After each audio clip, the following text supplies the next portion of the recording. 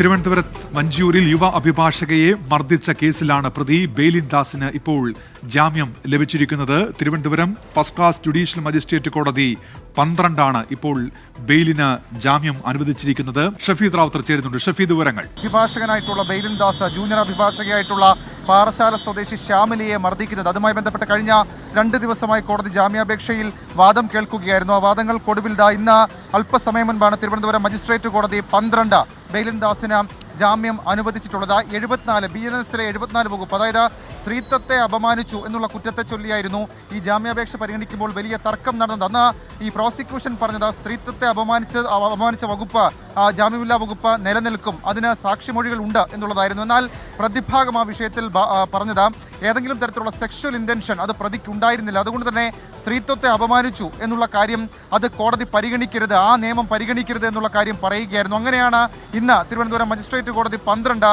ബെയിലിൻ ദാസിന് ജാമ്യം അനുവദിച്ചതിൽ സുപ്രധാനമായിട്ടുള്ള 2 കാര്യങ്ങളുണ്ട്. ഒന്നാമത്തെ കാര്യം, ഏതെങ്കിലും തരത്തിൽ ഈ പ്രോസിക്യൂഷൻ ഈ പ്രതിക്ക് ഒരു കാരണവശാലും ജാമ്യം നൽകരുത് എന്നുള്ള ശക്തമായ വാദം അത് ഉന്നയിച്ചിരുന്നു. പ്രത്യേകിച്ച് ഈ സാക്ഷികളെ അടക്കം സ്വാധീനിക്കാനുള്ള സാധ്യത, അതായിരുന്നു പ്രോസിക്യൂഷൻ മുന്നോട്ട് വെച്ചത്. അതിൽ ഈ പ്രധാന സാക്ഷികളെല്ലാം തന്നെ പ്രതിയുടെ ഓഫീസിലെ ജീവനക്കാരാണ്, മാത്രമല്ല സഹപ്രവർത്തകരാണ്. അതുകൊണ്ട് തന്നെ ജാമ്യം അനുവദിച്ചാൽ പ്രതി ഇവരെ സ്വാധീനിക്കും എന്നുള്ള ഒരാശങ്ക പ്രോസിക്യൂഷൻ